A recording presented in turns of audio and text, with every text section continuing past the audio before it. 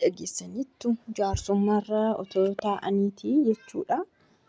Haadha manaaf abbaa manaa jechuun manuma tokkotti galu gaa. Jechuun seera qabeessaan wal hin fuune garuu wal fuudhanii wal faana jiraatu. Wal faanuma jiraatu akka jaalalleewwan jedhu gaa garuu waluma faana jiraatu. Wal lolanii jaarsummaarra otoo taa'anii jaarsummaarra otoo jiran jechuudha. Gurra nuu kennaa mee xinnoo ishee gadi bahaa mee qobaattiin ishee haasofsiisedhiiti namichi jechuudha. Maal godha cuubee qabatee jira. Morma kutuudhaaf jechuudha. Morma kana xinnoo ishee kutee gaan ajjeesne kutee garaa ishee kan amma erga sanatti laphee jala amma gara jallaatti garaa ishee baqasee harka ishee waraanee jechuudha. Harka ishee waraanee eessadhaa karaa tokko karaa duuba ishee waraanee iddoo meeqa jechuudha mucattii. Osoo maali'anii otoo jaarsoliin jara araarsuudhaaf dubbii isaanii dubbachuudhaaf walitti qabamanii al tokko gadi ba'anii ala jiranii hamma kan hundumaa irratti hojjete jechuudha namichi kun. Nagaan isiniif haa ta'u kabajamtoota hordoftoota kiyyaa akkam jirtu nagaa keessanii ani baay'ee nagaa koo galata waaqa haa ta'u. Oduma wal fakkaatuun immoo mucayyoon jechuudha biyya Awurooppaa waggaa 10 olii kan isheen jiraatte.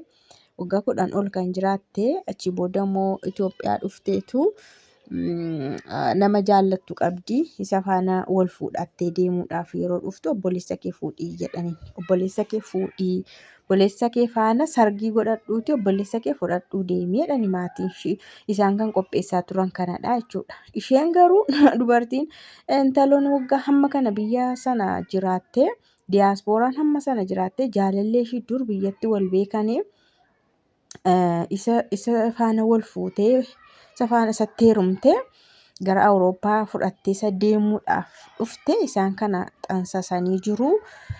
Obboleessa kee fuudhii bakka isa fuutu obboleessa kee fuudhii jedhani. Sargichuma qopheessitu sanaan waan hundumaa piroosesiidhaan obboleessa kee fuudhii akka abbaa manaa kee godhitii fudhadhuu deemii hin barbaachisu jiruu obboleessa kee jijjiiruu qabda duraa jedhanii mucayyoon qawwaxxee maraattee jarri immoo maal godhu isheen dinnaanii namicha sana jaalallee ishee sana qat godhanii tumanii jiraaf du'aa hanqisanii fuudhanii gatanii jechuudha goodaatti. Maali jettu inni kaanii birriidhaaf jedhee maraataa namichi kunillee kan amma dura isinitti dubbadhe amma isinitti jaarsummaarra osoo jiranii akka kana godhe isiniin jedhe dura birrii qabdi na se'ee jette. Yeroo walitti dhufnee ani hojii garaagaraan hojjedha hoteela keessa keessummeessuu nan hojjedha. Bijaamaa fa'aa fideen gara daariirraan Jibuutiidhaa fidee natti fakkaata akka haasaa isheetti. Bijaamaa fa'aa kana fidee nan gurguraa jettee immoo keessummeessuus hoteela nan hojjedha jettee birrii sirriitti walitti nan qaba jettee warra kooyyuu nan gargaara baadiyyaa jiru. Isaaniin nan gargaara osuma akkas jennu isa faana wal barree. Achi booda erga wal barreetii bakka sirriidhumatti wal faana jiraachuu jedhanii nan kireeffattee iddoo isheen jiraattutti wal faana jiraatu gaa namni hunduu hin beekan akka inni jaalallee ishee ta'e baay'ee wal dhabu jechuudha. Booda namichi hojii dura hojjetu dhiisee hin dhiise hojiisaa dhiisee ishumaan jiraatu isheen birrii dura walitti qabattee hin fixxe jechuudha. Isa faana jiraatti waan ta'eef isa siin jiraachisti waan ta'eef jiruu nama lamaa jiraatti waan ta'eef fixxee erga birriin sun dhufee xiqqoo wal loluu jalqabanii.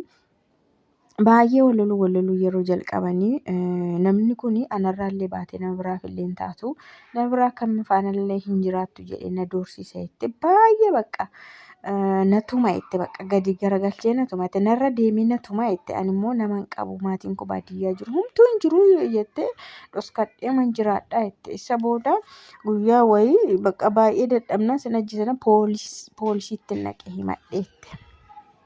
Achi poolisiin egaa haga inni waan hundumaa godhee seeratti dhiyeeffatutti dhufnaadhaan jedhanii dhufnee sii qabnaa jedhanii jette. Achi booda nan deebi'ee yeruma sana manatti hin deebine ani bakka wayii dhaqe mana miidhagina wayii dhaqe achi warri ollaa koo tokko dhufanii na waamanii kottu mee si barbaanna naan jedhanii achi ani dhufu wennaan kottu adaraa kee mucaa baadheen jira miti jettee na kadhatte mucaa baattee jirti. Achi yeroon dhaqu mana ishii dhaqee mana ishii yeroon dhaqu warri iddoo sanaa walitti qaqqabamaniiru innis jira. Al tokko dubbannee siin araarsina jedhanii walitti qabamanii. Yeroo walitti qabamanii innis jira haasawutti ka'anii dudubbachuutti ka'anii ituma dubbatanii booda al tokko ishee faanaan haasa'a jedhee bakka jara gadi yaasee akkuma dura isiniin jedhe mucattii osoo argitan nama azzansiisti. Sanaan immoo kan inni akkas godhee bakka akkas godheetu fiigee hin badee ani nan iyyeettee yeroo dhufan bakka dhiigni akka namatti mormis na kutameeratte garaanis na baqaqee harkis na waraana dhiigni akka namatti jigeettee asumaan dhaabadhu booda nan kufeette. Namni bakka hundumtuu hin iyya maaltu sitti siqeessi qabareeroo akkasii baay'ee hardii dhaba.